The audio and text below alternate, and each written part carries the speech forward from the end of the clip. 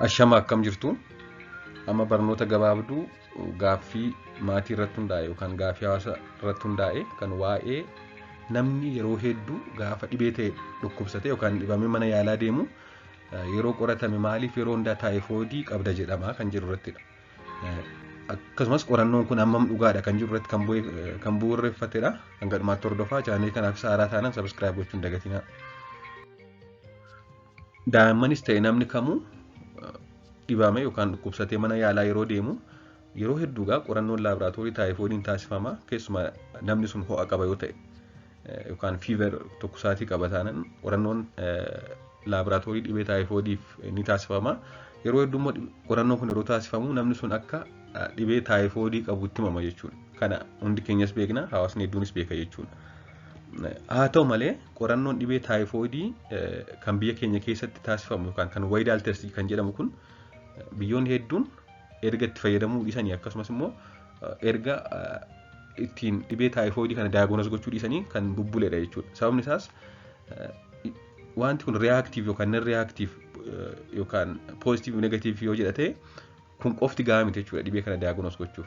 Yeroo ammaa dhibee kana daayignoos gochuuf kan nuti fayyadamnu yoo danda'ame kaalcherii hojjechiisuudha. Dhiigarraas yookaan fincaan yookaan bobbaa isaaniirraa kaalcherii yookaan baakteeriyaa sana guddisnee arguu qabna malee reaaktiif non reaaktiif kan jedhamu kun waydaal test kan jedhamu kun afeera jechuudha. Haa ta'u malee darbee strongly reaaktiif yookaan taayitariin isaa hangas dabalee yeroo jedhe rakkoon qabu. Haa ta'u malee yeroo hedduu kilinika hedduu keessatti kan nuti fayyadamnu reaaktiif non reaaktiif kan jedhu kana qofaadha.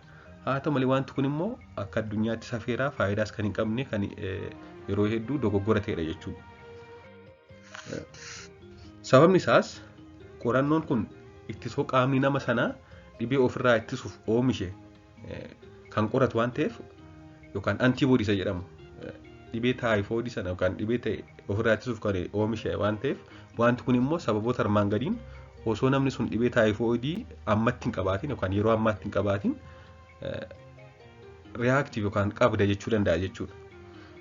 Isaanis maadhaa tokkoffaan wanti kun gosa baakteeriyaa salmoonellaa biroon jechuunis taayifoodiin maalirraa dhufa? Baakteeriyaa salmoonellaa taayifii jedhamurraa dhufa. Haa ta'u malee nan salmoonellaa kan jedhaman baakteeriyaan biroo jiru. Salmoonellaan gosa lamatti qoodama. Salmoonellaa taayifii kan taayifoodii fidii fi nan salmoonellaa kan jedhaman hedduu jiru kan lakkoofsaan kumaatamaan lakkaa'aman. Qorannoon laaboraatoorii waydaal test jedhamu kun immoo wanti kun salmoonellaa taayifii yookaan kan taayifoodii fiduunis haa dhufu akkasumas immoo nan salmoonellaa kanneen biroodhaan yoo ta'es yoo qorannoo kan hojjechiisne yeroo hundaa poozitiif ta'a yookaan reaaktiif ta'a jechuudha. Kanaafuu kan baakteeriyaa taayifoodii fidu sana hin taaneen alatti baakteeriyaan hedduun nan salmoonellaa kan ta'an baakteeriyaan hedduun wanta kana poozitiif gochuu danda'u jechuudha.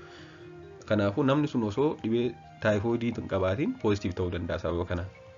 Inni gara biraan namni sun kanaan dura yeroo ta'e jireenya isaa keessatti ganam tokko yeroo ta'e taayifoodii dhukkubsatee yoo ta'e yookaan dhibee taayifoodiin qabamee fayyee yoo ta'e sababa biroon fakkeenyaaf toonsiliyaa ta'uu, busaa ta'uu, infekshinii ujummoo fincaanii ta'uu, dhibee sombaa ta'uu sababa ta'een qaamni isaa yoo ho'a godhate yookaan fiivarii yoo godhate mirmaraan taayifoodii waydaal jedhamu kun yoo hojjetame kanaan dura namni sun taayifoodii irraa fayyeedha taanaan yeroo namni sun ho'a qaamaa qabaatu sababa adda addaatiin qufaallee haa ta'u kan koomen kooldiillee haa ta'u poozitiif ta'uu danda'a jechuudha. Fakkeenyaaf namni tokko kanaan dura taayifoodiin qabamee fayyeera. Ammatti immoo dhibee busaadhaan qabameera. Qaamni isaa ho'ina qaba yookaan fiivarii qaba. Yoo waydaal test kana dalagne reaaktiif ta'a jechuudha. Yeroo reaaktiif ta'u kana immoo bakka hedduutti maal jedhama taayifoodii qabda jedhamee yaalama jechuudha. Kanaafuu qorannoon waydaal test jedhamu kun reaaktiif and reaaktiif kan jedhu qofti taayifoodiin jiran jiru jechuuf hin fayyadu jechuudha. Kanaafuu biyyoota hedduu biratti dhiifameera. Haa ta'u malee biyya keenya keessatti bakka hedduutti hojiirra jira. Keessumaa kilinika dhuunfaa keessatti. Kanaafuu qorannoon kun soba poozitiif jechuu danda'a jechuudha. Soba osoo namni sun taayifoodii ammatti hin qabaatiin qabda jechuu danda'a jechuudha. Akkasumas immoo namni sun osoo taayifoodii qabdu hin qabdu jechuu danda'a. Akkasumas fakkeenyaaf nam tokko kaleessa mallattoo taayifoodii agarsiisuu eegalee har'a yoo qorannoo laaboraatoorii taayifoodii kana yookaan waydaal testii kana taasise qorannoon sun nan reaaktiif yookaan taayifoodii hin qabdu jechuu danda'a jechuudha. Sababni isaas maadhaa? Wanti kun yookaan antiboodii test godha waan ta'eef waydaal testiin kun antiboodiin kun immoo oomishamuuf mallattoon dhibee sanaa at least guyyaa 5 hanga guyyaa 7tti mul'achuu qaba. Sanaa booddee yoo hojjetamedha kan inni poozitiif ta'u. Kanaafuu nam tokko osoo ammatti taayifoidii qabu guyyaa 5 dura yoo dhaqee waayidaal test hojjechiise soballee hin jiru jechuu danda'a jechuudha. Kanaafuu akka waliigalaatti qorannoon waayidaal test jedhamu kun keessumaa non reactive jedhamu kun kan faayidaa hin qabnedha jechuudha. Dogoggoradha.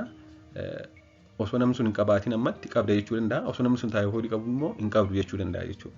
Sababa kanaadha yeroo hedduu namoonni gaafa mana yaalaa dhaqan dhukkubsatanii yeroo hedduu gaafa qorannoon taayifoidii jedhamu qorannoo dhibee taayifoidii qabdu jedhamu.